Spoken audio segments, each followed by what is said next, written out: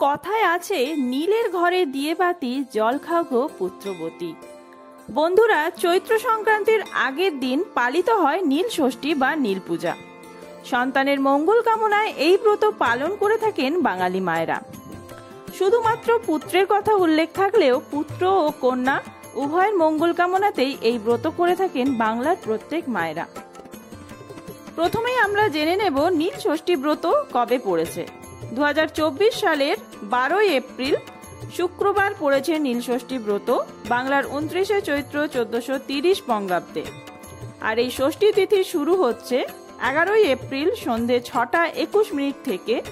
পরের দিন সন্ধে 5টা 3 মিনিটের মধ্যে আপনাদের পুজো করে নিতে হবে। এবার দেখে নেওয়া যাক পুজোয় কি কি উপকরণ লাগবে। লাগবে একটি পৈতে, আকন্দ ফুল, বেল পাতা, আকন্দ ফুলের মালা, এটি আবশ্যিক একটি জিনিস শিব পুজোর ক্ষেত্রে। লাগবে ধুতুরা ফুল, এছাড়াও লাগবে পরিষ্কার এবং স্বচ্ছ বেলপাতা। বেলপাতা যেন কোনোভাবেই ফুটো ফাটা না থাকে সেই দিকে আপনাদের লক্ষ্য রাখতে হবে। নীল অপরাজিতা লাগবে, সাদা অপরাজিতাও আপনারা অর্পণ করতে পারেন। লাগবে মৌসুমী ফল, আম দিতে পারেন, এখানে আমি বেল দিয়েছি, আপনাদের যদি আম থাকে গাছে সেই আম দিতে পারেন। এছাড়াও আমি পুজোর প্রসাদ হিসেবে শসা দিয়েছি। আর যেটি একটি আবশ্যিক ফল শিব পুজোয় সেটি হলো ধুতুরা ফল। এই ফলটি আপনারা জোগাড় করার চেষ্টা করবেন। বাবাকে অর্পণ করার জন্য মিষ্টান্ন হিসেবে আমি বাতাসা নিয়েছি। আপনারা যে কোনো সাদা সন্দেশ নিতে পারেন, তবে মনে রাখবেন বাতাসা যেন এরকম ভাঙা ফুটো ফাটা না থাকে। দুধাভিষেকের জন্য আমি এখানে দুধ ঢেলে নিচ্ছি। প্যাকেট দুধ ব্যবহার করলেও কোনো সমস্যা নেই, এছাড়া আপনারা গরুর দুধও ব্যবহার করতে পারেন। এখানে কিছুটা সিদ্ধি মিশিয়ে দিলাম। এই সিদ্ধি মেশানো দুধ দিয়ে বাবার দুধাভিষেক করব। তার আগে প্রথমেই পুজোর শুরুতেই আমরা বাবার জলাভিষেক করে নেব। ওম নমঃ শিবায়, ওম নমঃ শিবায়, ওম নমঃ শিবায়। ভিডিওটি দেখতে দেখতে বাবার যারা ভক্ত রয়েছেন অবশ্যই কমেন্ট বক্সে লিখুন ওম নমঃ শিবায় অথবা হর হর মহাদেব।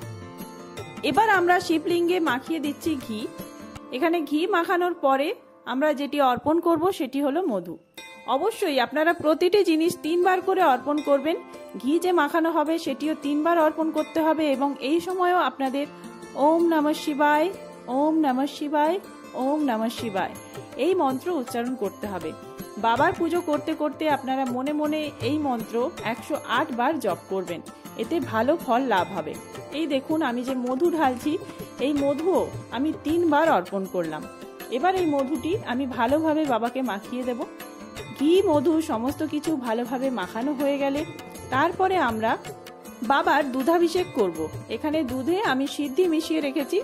আপনারা চাইলে এখানে পঞ্চামৃত অর্পণ করতে পারেন।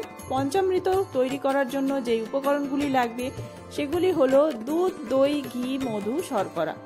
এই 5টি জিনিসের মিশ্রণে পঞ্চামৃত তৈরি হয়। আপনারা চাইলে পঞ্চামৃত তৈরি করে রাখবেন। বাবার দুধাভিষেক হয়ে যাওয়ার পর একটি সুতির বস্ত্র দিয়ে অথবা তুলো দিয়ে ভালোভাবে শিবলিঙ্গটি পরিষ্কার করে নিতে হবে। আমি এখানে তুলো ব্যবহার করছি। ভালোভাবে শিবলিঙ্গ মুছে দেওয়ার পরেই বাবার কাছে ফুল ফল এই সমস্ত অর্পণ করতে পারবো। আমি প্রথমেই বেলপাতা অর্পণ করলাম, কারণ বেলপাতাতেই সব থেকে বেশি তুষ্ট হন দেবাদিদেব মহাদেব। বেলপাতা অর্পণ করার সময় 3 বার ওম নমঃ শিবায়, ওম নমঃ শিবায়, ওম নমঃ শিবায় এই মন্ত্র জপ করতে হবে। আমি একে একে অপরাজিতা ফুল, আকন্দ ফুল, ধুতুরা ফুল সমস্তটাই বাবার কাছে অর্পণ করলাম। এবার আমি বাবাকে আকন্দ ফুলের মালা পরিয়ে দেব। যারা শিব পুজো করবেন, নীল ষষ্ঠীর ব্রতেই হোক বা যে কোনো পুজোতে, আকন্দ ফুলের মালাটি দেবাদিদেব মহাদেবকে অর্পণ করার চেষ্টা করবেন, কারণ অন্যান্য যে কোনো ফুলের মালার তুলনায় দেবাদিদেব মহাদেবের আকন্দ ফুলের মালাই একটু বেশি প্রিয়। এবার আমরা প্রসাদ হিসেবে যেগুলি রেখেছি অর্থাৎ বাতাসা, আপনারা চাইলে গুজিয়া বা যে কোনো সাদা মাখা সন্দেশ এই সমস্ত সাদা মিষ্টি রাখতে পারেন। দেবাদিদেব মহাদেবের সাদা মিষ্টান্ন খুবই প্রিয়। মিষ্টান্ন অর্পণ করার আগে পৈতে পরিয়ে দিতে হবে। মিষ্টান্ন অর্পণ করার আগেই আপনারা পৈতে অর্পণ করবেন। আমি এখানে মিষ্টান্নটি পৈতের ওপর চাপিয়ে দিলাম। সারাদিন উপবাস থেকে সন্ধ্যায় বাতি দেওয়ার নিয়ম রয়েছে নীল ষষ্ঠী ব্রতে। বাতি দানের শুভ সময় 12 এপ্রিল শুক্রবার বিকেল 4:11 মিনিটের পর থেকে সন্ধ্যা 5:53 মিনিটের মধ্যে বাতি দানের শুভ সময় রয়েছে। ফুলমালা যা কিছু ছিল সমস্ত অর্পণ করা হয়ে গিয়েছে। এবার আমরা যে মৌসুমী ফলটি রেখেছি মানে বেল ফল, এখানে আমি বেল অর্পণ করেছি। এবার দিয়ে দেব শসা। বাবাকে প্রসাদ হিসেবে বেল, শসা আর সাদা মিষ্টান্ন আমি দিয়েছি। এছাড়া ধুতরা ফল অর্পণ করতে হবে বাবার কাছে। সমস্ত যে আপনারা মৌসুমী ফল রেখেছেন বা প্রসাদের যে ফল রেখেছেন সমস্ত দেওয়ার পরেই ধুতরা ফল বাবার কাছে অর্পণ করতে হবে। এবার বলে রাখি, জলাভিষেক করার জন্য যেমন 1 ঘটি জল আপনারা রেখেছেন, সেরকমই বাবাকে পান করতে দেওয়ার জন্য 1 গ্লাস জল রাখবেন, পানীয় জল। নীলষষ্ঠীর ব্রত কথা। একদা এক ব্রাহ্মণ ও ব্রাহ্মণী ছিলেন। তারা ছিলেন অত্যন্ত ধর্মপ্রাণ। মন দিয়ে ঈশ্বরের আরাধনা করলেও তাদের সব ছেলে মেয়েগুলি একে একে মারা যায়। এই ঘটনায় ঈশ্বরের উপর থেকে বিশ্বাস হারিয়ে ফেলেন ব্রাহ্মণী।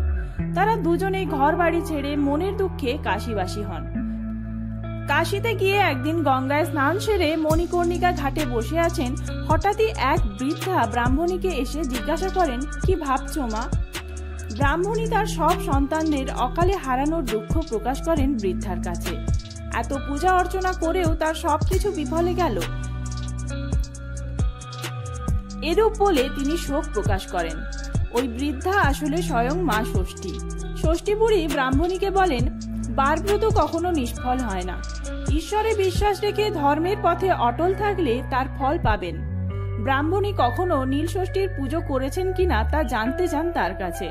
ষষ্ঠী বুড়ি বলেন, চৈত্র সংক্রান্তির আগের দিন নির্জলা উপবাস রেখে মহাদেবের পুজো করতে। সন্ধেবেলা শিবের ঘরে বাতি দিয়ে তবেই জল খাবেন। ষষ্ঠী বুড়ির কথা অক্ষরে অক্ষরে পালন করে ফের সন্তান লাভ করেন ওই ব্রাহ্মণী।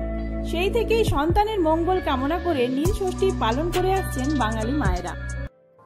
আপনারা দেখতেই পেলেন পুজো আমার সম্পন্ন হয়ে গিয়েছে। আর ব্রত কথাতেও বলা রয়েছে যে নীলের ঘরে বাতি জ্বালানোর কথা, আর সেই জন্যই আমি এখানে 2টি মোমবাতি জ্বালিয়েছি। এছাড়াও আপনারা ঘিয়ের প্রদীপ জ্বালাতে পারেন। আমি ঘিয়ের প্রদীপ, মোমবাতি দুটোই দেবাদিদেব মহাদেবের আরতির ক্ষেত্রে ব্যবহার করেছি। আপনারাও চাইলে দুটো জিনিসই ব্যবহার করতে পারেন। এছাড়া ধূপ ধুনো দিতে হবে।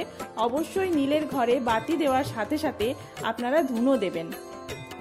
পুজোর শেষে যে পঞ্চামৃত দিয়ে আপনারা বাবার অভিষেক করেছিলেন সেই পঞ্চামৃত রেখে দেবেন। সেই পঞ্চামৃত খেয়ে আর বাবার অভিষেকের জন্য যে জল ব্যবহার করা হয়েছিল সেই জল খেয়ে আপনাদের ব্রত ভঙ্গ করবেন। সারাদিন নির্জলা উপবাস থাকার পর আপনারা ফলাহার করতে পারেন, দই খেতে পারেন, সাবু খেতে পারেন।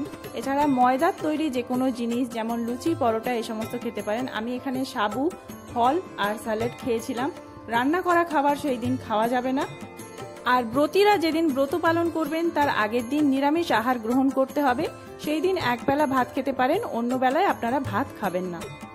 শুভ নীল ষষ্ঠী। ঘরে ঘরে প্রত্যেক মায়েরা অবশ্যই নীল ষষ্ঠীর ব্রত পালন করুন আর অবশ্যই বাতি জ্বালাতে ভুলবেন না নীলের ঘরে। দেখা হচ্ছে অন্য কোনো ভালো ভিডিও নিয়ে। ভিডিওটি হেল্পফুল হলে বন্ধুদের মধ্যে শেয়ার করবেন। ধন্যবাদ।